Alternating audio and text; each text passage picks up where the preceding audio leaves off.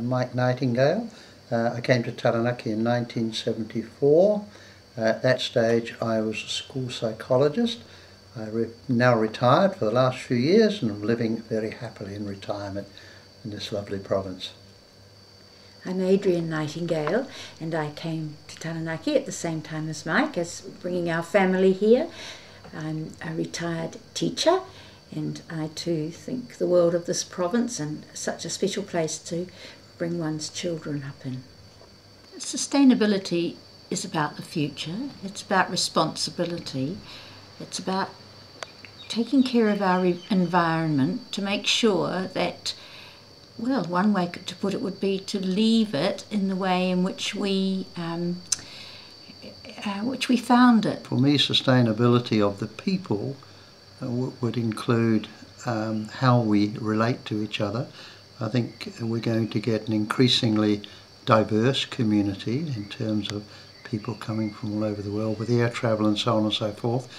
So I think we need to work hard at understanding each other, working together, enjoying each other's company, as it were, and also allowing people to be themselves without expecting them to conform to perhaps the mainstream all of the time. So sustainability of the environment, to me, the most important part of the environment is the people in it and how we get on together. I think as the population becomes more diverse, then we need to keep up an ability to really enjoy each other, enjoy that variety, yet still feeling somehow included, not form little groups that could be, human beings become very competitive and very negative otherwise. So there's work to be done in that area. In terms of people sustainability, I'm thinking about neighbourhood. Neighbourhood has changed its character in recent years, and there are all sorts of reasons for that, but I'm wondering if there are ways in which we could come together as neighbourhoods more than we do now. The element of sharing, of knowing, of enjoying, those kinds of things. I think the idea of project is a good thing. I always think in days gone by how in one particular community we lived in, the kindergarten was being established and it became a whole community project and we all worked together, digging, painting, making scones, those kinds of things which bring you have a way of equalising people, sharing things. In neighbourhoods, there are ways which would help to enhance the connectedness of the people within a community. We were in Germany once and we've got very good friends in Frankfurt in Germany, and this particular family had adolescent children and they were quite concerned about their development. And we were talking about it one night and Michelle said to me, the problem in Germany is that the last white line has been painted on the roads. We're a developed country. Our children have got nothing to work for. And projects, I think that's it. When our children were young, we were still building the kindergartens. But today they're sort of all built. And I think we need to, if we're going to get the communities together, you've got to have something to do together. And it's great to have challenges, so that Ngāti Te Whiti Marae, for example, what a great way of pulling people together for that group who want to do that, working hard on that. Wonderful, their kids play in the background when they're putting the concrete down or whatever. So, yeah, communities might be able to look for more projects, developing a park or something like that. Rest homes, it was kindergartens in our early days, now it's build getting rest homes. We've got to do it ourselves, but there is the advantage the council has is its ability to be central, if you like, and suggest the ideas. And they do have community development officers. I wouldn't expect them to do it all at all, but sometimes they may get the germ of the idea out there and then let it go. So they do have that advantage. Other times they may respond to people approaching them and saying, look, this is the idea we have, can you give us a wee bit of infrastructure help or whatever? But it's certainly everybody's responsibility. You can't just let it to the council, that would spoil the whole thing. We'd probably travel by bicycle, yep, wouldn't we? Yep, us and the wrong guys, we bike everywhere, so there's, on a wet day we might take the car, but you'll very rarely see me in town on a car. bikes are the way to go. We want some help with that. Thank you. You're doing a great job already with the city council, but yeah, bike paths and so on. I also think if we refer back to our previous discussion about neighbourhoods, I actually think it would enhance the togetherness of a neighbourhood, because I find when I'm on the bicycle, you can stop and talk, and people are willing to talk, and also when I walk too, people have time to talk, and I think this could really enhance a neighbourhood because people are out and about and noticed. In Europe, they have, Germans call it spazieren, which is walking up and down, just talking. So on a nice summer's night, they tend to go out in the mall and walk up and down and talk to their neighbours. And that's what our walkway's done for us. It's lovely down there. And yeah, so more walking, more riding, it would be great. I think it being visible, being out there, moving around the streets. We do talk to people as we walk along. If you go along the foreshore, perhaps you don't have a conversation, but certainly you smile at people and say good morning, and that's the first step in making contact with people, is to acknowledge that they're there. And I'm sure it enhances one's morale to be able to go down there and see people smiling and happy. I once went to a conference and a psychiatrist was addressing us, and he asked us a question. He said, what is friendship? At first that's easy to answer, and then you think about it. Well, what is it? And his answer was, it's doing things together. Back to an earlier part of our discussion when we were saying if neighbourhoods had projects like building a kindergarten, building a rest home, fixing up a park, we'd talk. When you're doing things, you talk together.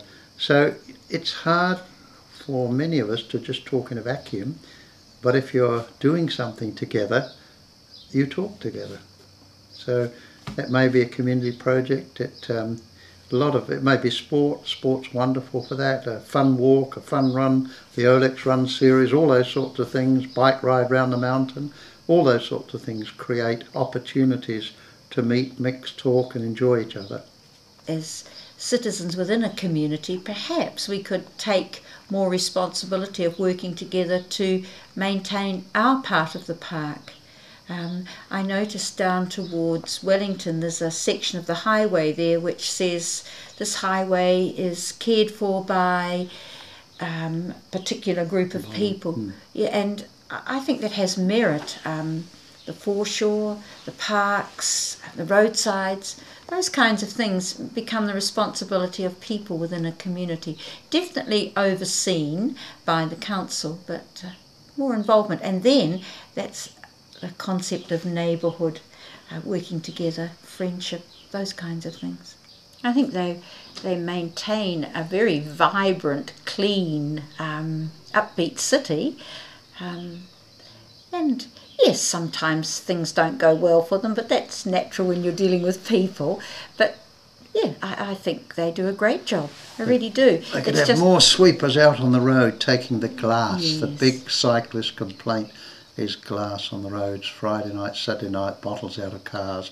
And I think they need 3 full-time sweeping machines sweeping up glass off the roads. There you go. But you see, I think that's one of those things that a little community could take care of. Like here in our street, it's a cul-de-sac. Well, we could all get together and do things like that. So maybe one of the things is that they could create more opportunities for us to take responsibility within the community. Well, one of the things that we are very much involved with, and this is the concept of volunteering, is Pukeariki, and that gives us a lot of opportunities for friendship. It gives us challenges. It gives us the idea of being available for the community. There are clubs and things we belong to. There are all sorts of environmental things to be involved with, the mountain, the sea, the walkway, there's art. All those things sustain us. The last 10 years in Taranaki have seen almost a development a year, whether it be the walkway or the Pukeariki landing before that. the Huatoki Square, which disappoints me, I have to say. I think they should rip the concrete out of that, put some grass in. It's a dreadful spot, and it could be made very nice with quite cheaply. So yeah, there's an improvement. Redesign Huatoki Square, admit it was a mistake, change it back to lots of grass and trees and gardens, and design it like Pukeriki Landing, which is so successful. Back to nature there.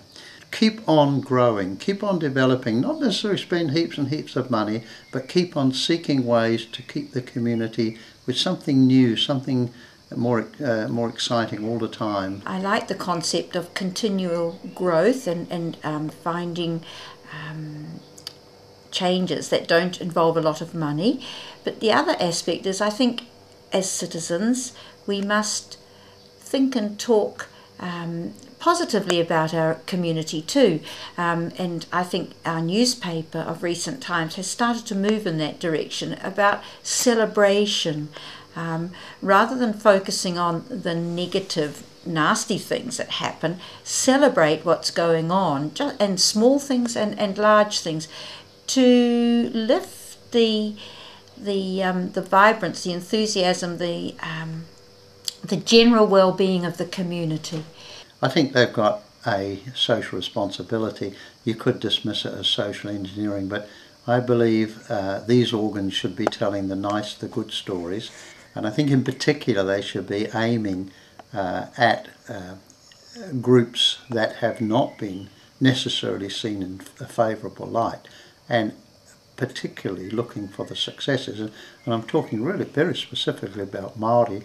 Māori in Taranaki are just fantastic, and they're doing some absolutely wonderful things and have been for a long time, but it just hasn't been above the radar.